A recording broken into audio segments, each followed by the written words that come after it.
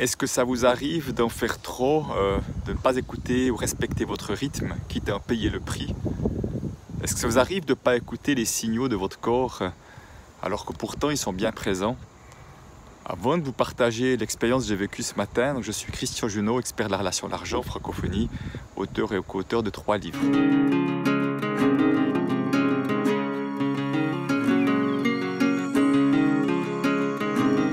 Et ce matin, j'ai choisi d'aller faire du ski de randonnée ou du ski de pot de phoque, comme on appelle, pour les non-initiés. On colle des grandes peaux sous les skis pour monter en haut d'une montagne ou d'un col ou quelque chose et on redescend du ski, enfin c'est du ski hors piste. Et voilà, j'ai fait ça dans ma région et voilà, c'est un parcours que je connais bien. Et puis assez vite, je me suis senti plutôt lourd, plutôt vite essoufflé. J'avais pas l'impression que j'allais vite pourtant. Et en voyant un peu ceux qui étaient devant moi et tout, non, j'étais pas en train de les rattraper. Enfin, j'étais pas dans un rythme rapide et pourtant c'était compliqué. Et je suis arrivé sur un premier plateau et je me suis vraiment posé la question. Je me dis, mais qu'est-ce qui se passe, Christian, qui fait que dans cet état-là? Et j'ai soufflé un peu. Je dis, bon, va jusqu'au col au moins. Après du col, on peut monter au sommet de la montagne. Va jusqu'au col et tu verras bien. Alors, je suis reparti en direction du col. Voilà, moyennement. Et puis, au fur et à mesure... j'ai trouvé quelques trucs pour occuper mon esprit et plutôt qu'ils se disent « oh là là, c'est dur, c'est difficile et tout ça ». Voilà, et je suis arrivé au col. Et là, je me suis donné quelques minutes pour décider si j'allais aller plus haut ou pas. Et peut-être je dois dire un peu plus avant de vous dire si je suis allé plus haut ou pas, par rapport à, si je reprends ce que j'ai vécu, par rapport à ce qui peut se passer dans nos vies, en tout cas dans la mienne, mais dans les nôtres, je pense aussi, dans les vôtres aussi. C'est-à-dire que j'ai la première chose qui est intéressante, c'est que quand j'ai pu regarder un peu ce qui se passait, qu'est-ce qui fait que j'étais fatigué? Alors j'ai des différents moyens d'aller tester au niveau d'énergie, au niveau de ce qui se passe derrière. Ce à quoi je suis arrivé, c'est que j'avais trop mangé au petit déjeuner. Vous voyez, j'ai mangé du pain, du fromage, des carottes et je me souviens avoir mangé un peu plus que j'aurais mangé normalement, me disant « Ah, il faut que tu aies quelque chose dans le ventre, tu vas faire un effort physique quand même conséquent, donc c'est important que tu aies bien mangé. » Et donc j'ai pas écouté mon corps. J'ai mangé plus que nécessaire et vous savez que la digestion prend toute une partie de notre énergie.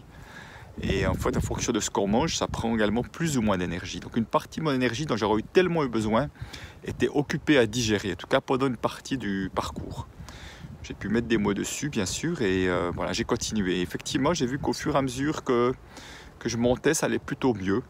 Et puis que je me donnais, si vraiment j'avais l'intention d'aller au sommet de cette montagne-là, vraiment je me donnais l'occasion de m'arrêter avant, donc d'écouter mon rythme, de faire ce qui était juste. De toute manière, si j'avais voulu forcer le rythme, et à un moment donné, on explose sur place, soit on n'en peut plus, et j'en ai vu, je peux vous dire, sur le parcours qui n'en pouvait plus, et on doit arrêter. Pour certains, c'est un burn-out, pour certains, c'est une maladie, c'est un accident, c'est d'autres choses. Quand on ne respecte pas son rythme de manière durable dans la vie, tôt ou tard, on le paye. Mais dans un effort physique aussi. Parce que quand vous faites quelque chose d'endurance, comme je faisais aujourd'hui, on ne peut pas faire de l'endurance à un rythme de sprint, par exemple, ou en tout cas un rythme qui n'est pas de l'endurance. Donc, au fond, qu'est-ce qui est important dans tout ça?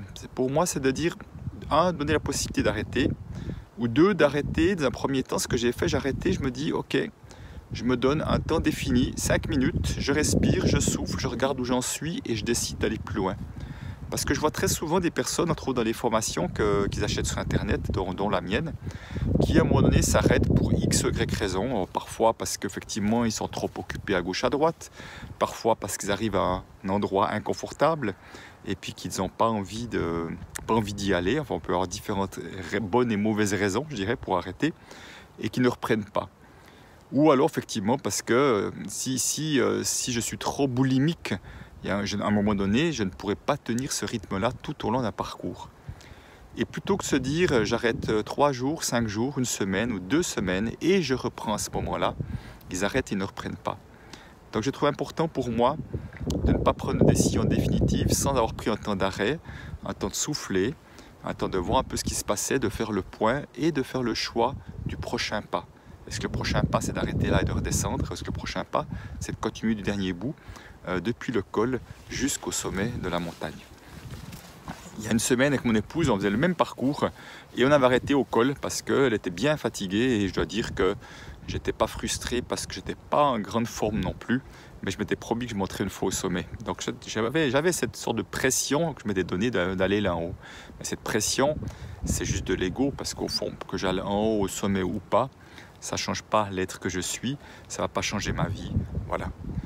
Donc, j'ai pris ce temps-là, et puis j'ai vu que finalement ça allait plutôt mieux depuis que j'avais mis un peu des mots sur ce qui se passait, que la digestion se faisait, que je retrouve un peu d'énergie, même que malgré le fait que je continuais mon effort, et j'ai pu faire le dernier bout qui a duré encore 45 minutes de montée à peu près.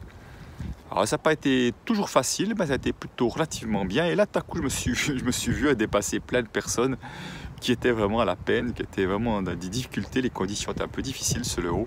Alors encore une fois, c'est pas important que je les dépasse, mais c'est comme si ça montrait, en tout cas c'est comme un signal extérieur que ma forme était plutôt assez bien revenue. Donc voilà, à travers ceci, moi ce que je retiens vraiment, parce que je suis quelqu'un qui peut effectivement travailler beaucoup et qui parfois oublie de faire des pauses, c'est de régulièrement m'arrêter, régulièrement de faire le point, régulièrement peut-être de faire autre chose, bouger, marcher juste quelques minutes, bouger, faire des exercices, fermer les yeux, danser, chanter, je ne sais quoi. Et puis en général, ça me permet cette pause-là de retrouver la bonne énergie, et c'est comme ça que je pourrais être un marathonien, parce que notre vie est une série de marathons, presque un immense marathon, on peut voir ça comme on veut, mais un marathonien qui va à un rythme qui lui permettra de tenir un marathon.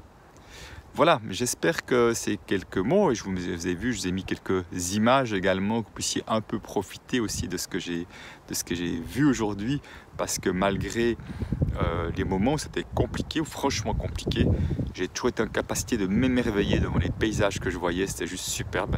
Alors voilà, j'avais envie aussi de glisser quelques photos de cette vidéo pour que vous puissiez profiter un peu avec moi de ce que j'ai pu faire aujourd'hui.